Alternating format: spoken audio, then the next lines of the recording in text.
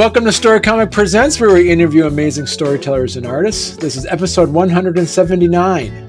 I'm your host, Barney Smith of Storycomic.com, and we're excited to have with us the internationally acclaimed game designer and owner of Shewstone Publishing, Andrew Gronosky. Andrew, well, did I say for having me? You said exactly right on the first try, and we didn't even discuss it ahead of time. So, yeah, you just nothing but net. And thanks so much for having me here. If I wasn't aware that it was internationally acclaimed, but cool. I guess I am. You could say, because I've got some friends in Australia and in the UK who think I'm great. Yep. So there you go. I am internationally acclaimed. I didn't even realize it. Thank you. It's true. I know, because listening to some previous interviews of yours, they were, based out of Britain, and I saw that you did. Yeah. So you do have people all over the world, other parts of the world that do buy your games. So, which is exciting, because your best-selling game that we're here to talk about, which is a fake core system inspired setup, is Magonomia. You got it again. That one we did talk about ahead of time, but got it. Good. Yeah. So talk to us. I'm very curious. Somebody who has delved into the fake core system and is familiar with it. I'm first of all, I'm curious to learn why you chose the fake core as your, especially that one of the main unfair criticisms that the fake core system has is like, how do you use magic? But you have your system set up where it is, it has these 5 sciences of magic that follows, and really curious to do a deep dive on how you created your magic system through the fake core. But first, can I give people a little bit of background of your game too?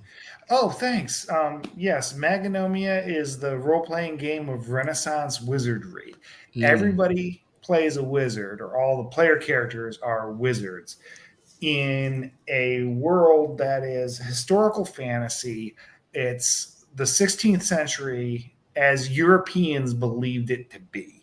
Right. So there are fairies and witches and astrology works and that sort of thing. You cure sicknesses by balancing the bodily humors. It's a fascinating time in history too, with the famous Tudor dynasty of England, and Elizabeth I, the Virgin Queen, first having to defend her throne and then having to keep defending it. And famously, espionage was kind of modern espionage was kind of invented under her reign, and it's just a lot of fun. Right. You got to be a little mindful that not everything in history is fun. But not everything in a modern world is fun either. But we managed to make lots of great movies, right? Lots of great comics set in the modern era. It's the same thing. You just have to be very selective about what sensitive topics you address and how you do it. Right. But magic. This was a time when people believed magic was real. Like the best minds believed in magic. And it's just fascinating that was true ever. Right. And it turns out that you can make a very playable magic system out of it. Okay. Which surprised me. So talk to us a bit about that. How did you, as you said, I love the idea. This is history adjacent in a way where and so it's based off of our real history through the lens of playing with, it was alchemy, there's witchcraft, so yeah, what the five sciences, the Yep. magical sciences, as you call it? What are the five magical sciences? I can rattle them off: I know. alchemy, astrology, theurgy, which Theurgy. is really magic that comes from Spirits. controlling angels. Okay. um, Sorcery, which is controlling other kinds of spirits in our world, ghosts, elementals, Hmm. and then and witchcraft, which is folk magic. Witchcraft is our name for eclectic magic Right. that's taught through apprenticeship, not through tomes of lore. Right. The blue collar magic. The blue collar magic, but equally powerful, equally Right. significant. In fact, Yeah. maybe a little too powerful because I made it, it brings in a lot of the best of the other sciences. Right. And so, how are you able to take for those that are kind of unfamiliar with the playability of the Mhm. fate system, where you kind of have your high concept and you put in your troubles and then you put in your stunts? How do you? What would give people a back of the book summary on the fate system? Um, well, I think there's several ways you can design magic using the fate system. Okay. Fate appealed to me because I'm a software engineer in my day job, and I looked at and I saw patterns like what we use in software. So I kind of came to grips easily with the elements of the fate rules. And I there's more than one way you can apply them, but the way I did it was I made each spells don't use just one of the principles of fate mechanics. They kind of use them all. Mm, Spells are what Fate Core calls extras. An okay. extra is a thing that can have the attributes of a character. So spells, you can get very complex with spells because I'm not going to say complex. You have a lot of choices with Mm, spells because in using fate, you can make a spell that has a skill like a character would have and can okay. function and replace the character's skill. And I've got an example of that. There's a potion called Strength of 10 Men. It has a strength score, or physique Right. is the skill, and that replaces the person's physique while the spell's on them. Okay, Okay. that's an example. Similarly, there are spells of protection that do that with defensive skills. Um, Another big thing that spells do is they can bestow or have aspects. All right, I knew that if everybody's playing a wizard, we're going to need a lot of spells, right? Because everybody's going to have a wizard and they all want to have their own repertoire and they all want to have something different to bring to the table. So we, I knew I was going to need a lot of spells. I knew I was going to need a lot of variety. I knew I was going to need flexible rules to do it. Mm, And so what I tried to do was to sort of tie in the effects of the spells with the rules that a character has by default or has in the absence of spells. okay. So um, whatever a character can do, a spell can do, and kind of overwrite what the character does or override it. Okay.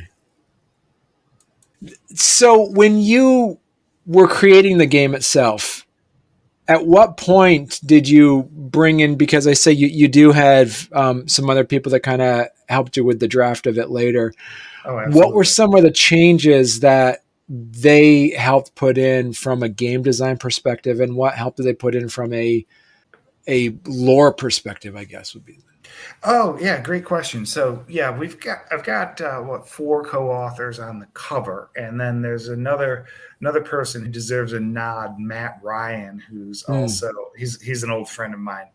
Um, and we started with the concept of the game. We had all played another wizard game called Ars Magica, right. and Yep. Yep. classic and freelanced for it. Most of us had done freelance design for this game, and of course, we started as talking about if we were to make a next edition, what would it be? And the answer eventually was it would be something that the publisher of Ars Magica, Atlas Games, would not be very interested in, and that's it's very understandable. I mean, we were a little naive to think that a bunch of strangers, freelancers, could pitch a new edition of one of their major games to them, and they'd say, "Oh yeah, you guys should definitely take over this and write it." No, that's not how it happened. But we entertained a bunch of possibilities and said, "These have value. What would a game be like if we pursued them?" Right. Right. If we stuck closer to historic magic, if we so there was a lot of just creative discussion that we were having. So really, they were involved in the beginning, and we shopped around for a system. I am of the firm belief that you're much better to use an open game license system if you find one that fits than to roll your own rules. Because if you roll your own rules, you're greatly increasing your design work, and you're playing with an untested base system. Right. And Fate was the Goldilocks system. Okay. All right. Okay. So the first thing we tried was Powered by the Apocalypse, and it was very different. I like that engine, and at the same time, the play experience is quite different from. I come from Dungeons and Dragons, okay, right, and from those sort of first and second generation role playing games, it's a real different experience. What you do as a player is different. In Powered by the Apocalypse, I thought that is a big leap, and we're trying to engage people who have maybe drifted away from the hobby, and then they're getting to be my age. I've got a gray beard here, and they're empty nest, and they're looking to start hobbies again. Right. That was kind of the marketing strategy, and this worked, by the way. That most of my audience are like 50-ish and up, but I certainly hope that younger people will enjoy it. I think they will. So we wanted something that's just a little less of a change of mindset, and Fate requires a change of mindset as well, I think, and we'll get to that, but it's not as big. And you can play Fate like a traditional, more traditional first or second generation role playing game, and it will be a good experience. Where the strength of Fate shines is the improvisation that it encourages and allows. How different is the game as it stands now as compared to the first draft that you made it? Yeah, great question. Thank you for asking. It's a lot different, and yet one very major thing just endured. The very major thing, and this was Matt Ryan's contribution, because we were looking at it was wide open from a design perspective how Magic was going to work, and Matt said, "I like spell lists," and I looked at the source material because you can go out and buy books of 16th century magic that people were trying to seriously sell in the 16th century, and like, you can buy those today. It's wild.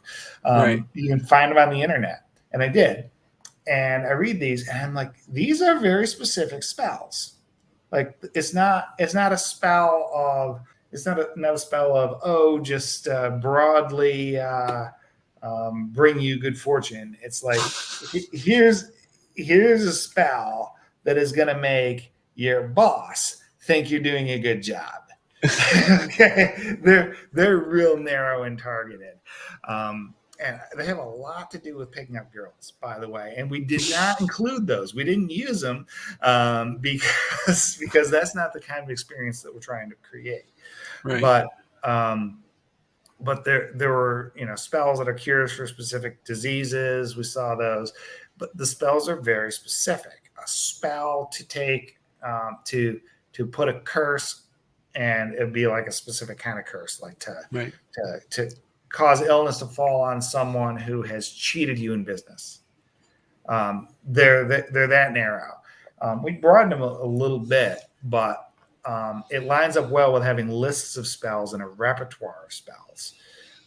So this also then made it easy to partition them into different categories, so you can have a different theme for your magic. That's what the sciences are, because everybody's playing a wizard. We don't want them all to have the same spells. Right. We want them to bring a different style of magic to the table.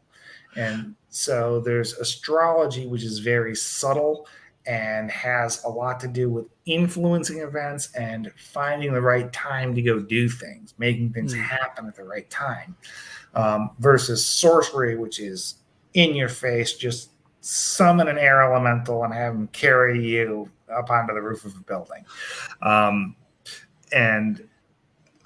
So that's the spell lists were an idea that we started at the beginning and stayed with. What changed a lot was a couple of things changed a lot. I was expecting that I would be taking a lot more liberties with the spells. I was from the historical sources, but it turns out if you throw away all the stuff that's irrelevant to role-playing games, you can kind of take these spells and just go ahead and write them in Fate. Right. I am surprised at how many spells we were able to pull out of the grimoires and just make into game spells. I thought that there were going to be a lot. There was going to be a lot more rewriting, abstraction, and just changing them up. But what I found is that the closer we stay to the source material, the more of a good gaming experience we're able to provide, because the spells are inherently have limitations, and the limitations make it give room for creativity. The limitations make you think to use your magic. So another thing that changed a lot is I thought that the ceremonial actions, setting up for a spell, was going to be a big deal. And when we started the game, I was going into detail. You draw a magic circle, and you gotta do this, and you gotta do that. And each of these were tasks, and it was like a project to cast a spell. And we played the game as we're developing it, and it turns out that I quickly realized, A, that's not fun. B, we're not on track to make it fun. So we moved all that stuff off stage. And it's funny because I played D&D, and I'm feeling like I'm following in Gary Gygax and Dave Arneson's footsteps a little bit, where I'm just simplifying magic. So all the hard part about making sure that your wand is cut from a hazel tree that's never been touched by an axe, and you take the southernmost branch by the light of the new moon, right? All that stuff is great lore, but you don't do it as a character while you're playing the game. It's all backstory. So a lot more moved into the backstory of your wizard and into sort of I call it offstage activities that we describe, but we don't make the player go through it. A lot of the rigmarole of magic that I thought was going to be in the foreground is moved to the background. So do you see that as being a part of the Fate system, or that would just be any system, probably you would have come to that conclusion as well. Probably any system. Okay. Fate made it easier because I had more tools for like Okay. capturing how magic works and Hmm. capturing preconditions and things. Okay. So when I looked for, I don't want to make the character, create their wand at a certain time, but I do want to represent that you need a special wand to cast the spell, and if somebody steals your wand, you're going to be out of luck. Right. Right. And fate provided me with enough mechanical tools that I could always create a rule when it was meaningful. And I never had to when it wasn't meaningful. Right. And so when you make that rule, would that be something you'd put under, say, like a stunts or an extras or a trouble? Where would you put It that would then? be under an extra, and it Okay. would be an aspect of the extra. So Okay. it's time to talk about aspects. An aspect is it's a I wouldn't say Fate is the only system that has it, but Fate makes extras really central. An Okay. extra is instead of just a number, it's a narrative statement that is true in the game. So if you want your character to be the long lost son of the Earl of Warwick, okay, I don't know, that maybe that's not a great example. How about you have a fairy godmother, right? Your wizard has a fairy godmother. You can make that statement. You can say my character has a fairy godmother, and that's an aspect that then you can use in the story when you're performing an action. If you can think of a way that having a fairy godmother would help you, you can then use that aspect to say, well, because I have a fairy godmother and we're talking to the fairies, I'll drop her name and the fairies will be impressed. Okay. Okay. And that's how aspects work. So they're these facts that are declared to be important that you can then improvise around. So I put some of those into spells as limitations. Okay, I get you. Okay. That's a smart way of looking at it. That's a smart way of doing it. As you mentioned earlier about how to create, having the spell list and stuff. Did you see that first when you were kind of looking at should I have the spell list? Was there a worry that it was going to take away some of the improvisation or the narration piece of it? Absolutely. Yes, it was. Yes, there was that worry. And in Ars Magica, there was this thing where you could make up your spells Hmm. on the fly, and then there Okay. was also if in the Fate system toolkit, there are a couple of different magic systems provided there as examples that are similarly flexible. Okay. What I settled on was um, actually similar to D&D of all things. D&D is not a bad game. I'm just a little surprised because it's very familiar, Right. right? And you think being creative, you're not going to be reusing something from something familiar. Actually, a good idea is a good idea, whether it's familiar or not, right? And D&D has spells that are flexible. For example, disguise self is a spell, Okay. right? And it lets you choose what you disguise yourself as in D&D. So it does a narrow thing, but it's flexible within those boundaries.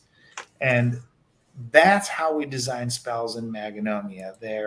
They're flexible within boundaries.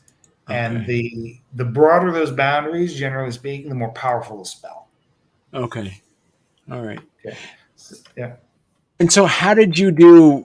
Did you do something in unique settings when it came to character advancement or anything like that as well? Um, the Fate system actually gave me all the right tools Okay. for character advancement, so I was happy about that. It just kind of worked. There's one thing that we did because while we were late in development, um, Evil Hat published the Fate Condensed system, which clarified and um, it clarified a lot about how Fate is supposed to work, streamlined some of it, straightened out some corner cases, and just made the system smoother. So I went and retrofitted. Okay. And when I converted from Fate Core to Fate Condensed, and we actually have a bit of a hybrid between the two, but trying to utilize Fate Condensed, there was one of the advancement rules kind of didn't have a name. So I made a name for it. I called it a revelation. When you unlock a whole new degree of magic. Oh, So okay. So spells in Magonomia have a degree, which is, I mean, it's just how powerful they are. The first degree spells are the weakest spells that are useful. Okay. And seventh degree is unattainable. Seventh degree is beyond the limit of what anyone has ever done and what you should expect to be able to do. Seventh degree would be the elixir of eternal life, for example. It's something that maybe you could make a lifelong quest for, but if you ever attained it, that would be the end of your lifelong quest. So, and player characters can go. They start with degree 1 through 4 at their command, and then they can unlock degree 5 and degree 6. It gives them headroom. Right. And that unlocking is called a revelation. So it was something that I sort of carried forward from Fate Core and renamed. And so that's the interesting thing, as you mentioned, is that they have, other than the revelation piece, a lot of game designers that will take an open source system like this will tweak it to fit within their specific genre. As you mentioned, revelations. Mm-hmm. What are some of the other things that you were able to do with the Fate Core system that you were able to tweak to make it unique to your game? Yep. We added curses. Okay. You mean like swear words in the game? No, I mean curses like and cursing your enemies is fun. When we first designed the curse spells, we were just laughing at the horrible things you can do to people. Right? You can give them, severe stomach distress, to put it politely. You can interfere with their love life, to put it politely, and I don't know. You just get on a roll. You like sometimes you meet an NPC who's a real jerk, right? And you're like, I would love him to not have a sex life for the next month, and you can do that, right? In Magonomia, cursing your enemies for fun and profit. Mm-hmm. And we made rules because a curse has to be able to be removed. Right. And they also wear off after a while. But you can curse your enemy beyond just the cosmetic things. You can curse your enemies to make them more susceptible to make mistakes. You can curse them. So trying to think. I mean, the most powerful curse we have is just bad luck. So like anytime their dice rolls fail, it's worse. Right. I see you're paging through the starter rules now. The starter rules, because this was our first product. So it took a long time to develop, and I felt like we needed to first to build an audience, and secondly to show, because we did plan to crowdfund this. We did crowdfund it, and I wanted to show that there was a product here. So the starter rules is a minimum playable version of the game, but feedback from playtesters said we want everything in one book. So the starter rules actually has Fate plus Magonomia And so it's a full-size book. It's 160 pages. You're right. You're free. I want to point this out. Yeah, the book itself is around 400 pages. Yeah. Somebody can go to ttrpg today, right now, at this recording and after this, is you can download the starter kit that's over 150 pages long, Andrew. Yeah. Yes. It was our first product, and I wanted to show what we can do. Right. I have to say it's a fantastic read. I'm curious too. Is like putting on your game designer hat. Mm-hmm. You were this, as you say, this has been a passion project for yours, putting this together. Did you this easily, as you say, you could have been, and I remember you said in a previous interview, you could have turned it into like volume 1 and a volume 2, but your beta tester says no, we want it all in one book, so that's the reason why it's such an immensely sized book. But what were some of the things that you actually felt you had to self-edit, because you could go down rabbit holes as learning, this is really cool. Wow, this is another cool thing about I could do that.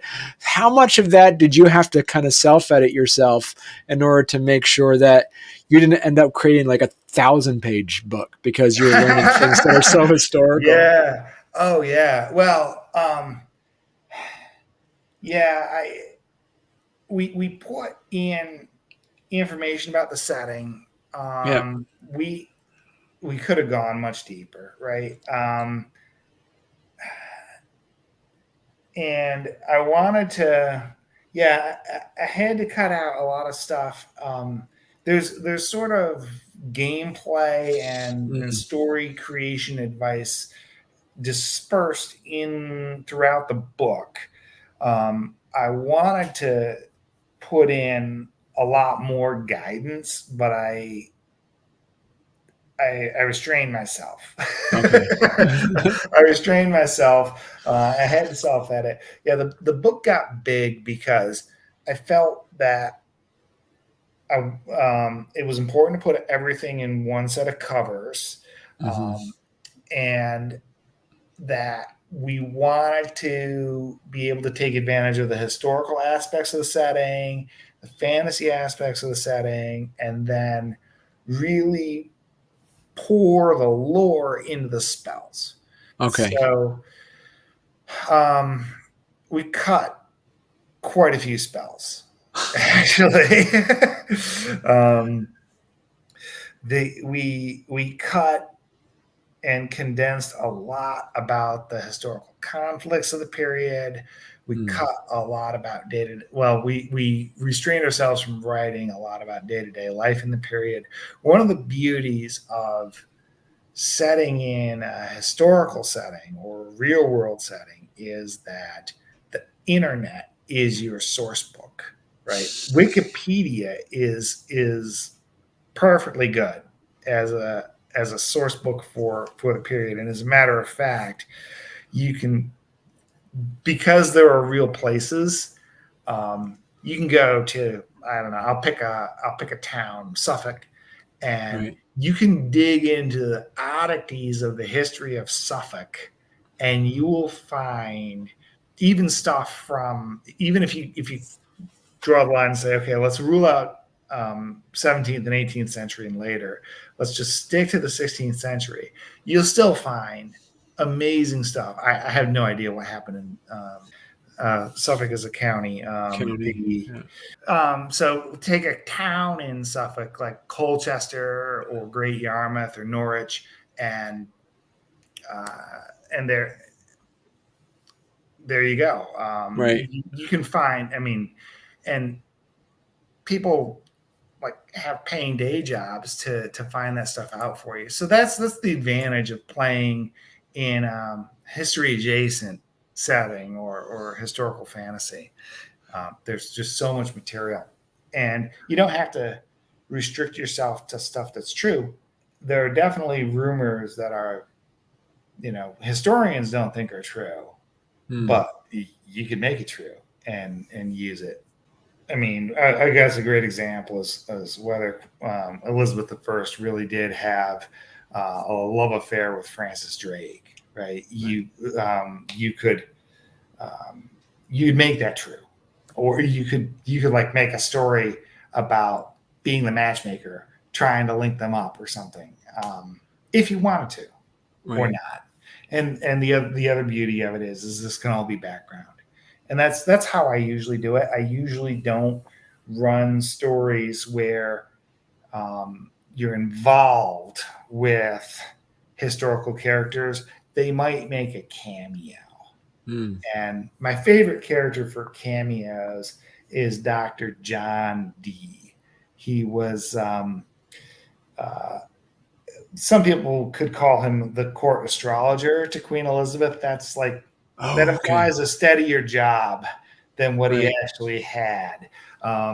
He was sort of on, she called him in and he did odd jobs of astrology for her. But he was a scientist, a mathematician, and a magician at a time when that was that was credible. Right. And he was also rumored to be mostly in codes and cryptography. He was rumored to work for Her Majesty's intelligencers, the Huh. spies. And so I use him as a spy master. I use him as a vehicle, like M in James Bond, where he says, we've got this idea where we're going to assemble the wizards of the realm to be spies, to defend the realm against Spanish witchcraft or King Oberon of the fairies trying to take over, Right. or something like that. And I'll point out that there is another game that came out a few months after Magonomia called the D-Sanction, and it's a much more rules light game. It doesn't use fate. It's more. It plays up the espionage and has a lot Okay. less magic. So it's, but it's about wizards in Elizabethan England, and it's a very different game, which is just fascinating. And Mm. um, I have good relations with the guy, the company that wrote it, uh, and I reached out to him when I saw it. And I said, "Hey, this is really cool," and our audience overlaps, right? So there are plenty of people who've bought both, Yeah. and that's something I really like about the industry is that we're collegial, Right. right? No, I'm kind of curious too. Is like with your fans and readers of the game, have you been getting um, any demand or asking about any additional source books to different geographic areas or different times or different time periods, or maybe doing a deep dive into having source books on the separate magical sciences? Yes, a little bit. Yeah. So we've got plans, and I can talk about them a little bit, for expanding the product line. What people really are asking for, the strongest request that I'm getting from the audience is make it easier. Give us a paved road to introducing this game to our friends. Mm. We like it, but you got this 390-page book, right? And it's a bit of a tough sell. Right. So I am working on a more lightweight quick start that doesn't try to teach you fate at the same time as Magonomia, that just teaches Okay. Magonomia and sticks to the highlights. So that's a product that we're working on. I've got several published adventures in the pipeline. There's one Okay. adventure you can download for pay what you want called Curse of the One-Eyed Witch. It's pretty good. There's there are more adventures in the pipeline. Okay. So those are the first products that you're going to see. And another product that's in the pipeline is a Bestiary of Enchanted England. We Ooh, have, okay. yes, this is something else that we had to make cuts, actually. And I didn't think of it at the moment when you asked me, but there are so many fantastic creatures from folklore that we wanted to put in the book. And I'm very excited about a bestiary of Enchanted England. I'm hoping that this is something that will appeal to people who aren't even really interested in playing Fate, but just want to read the lore. Because my freelancers they're all overeducated, long time history hobbyists who really dug in and came up with awesome lore, and at the same time, made it their own. They often put a spin on it. So we've got about 25 historical creatures that did not, or legendary creatures. We've got about 25 legendary creatures that we did not have time and energy to put in the core book. And this will be a product, and the manuscript is almost done, and it will be on Kickstarter.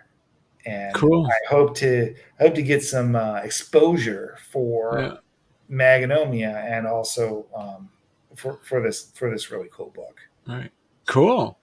Well, that's really great, Andrew. So, we're at the top of the hour, so I would say, you come back on when you're ready for that, and we'll talk about it. That sounds really exciting.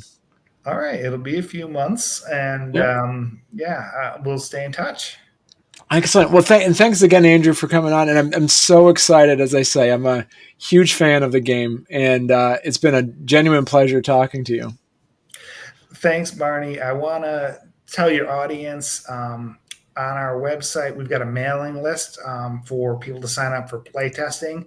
I'm running playtest games of these adventures that we're developing, and actually, I need people to sign up and play online with me, so that we can vet these adventures and really optimize them before we go to press. So they can go to shewstone.com. Yep. And there's an events and tab. Perfect. Yep. All right. Yep. All right. Well, thank you very much, Andrew. Well, thank you, Barney. It was a real pleasure.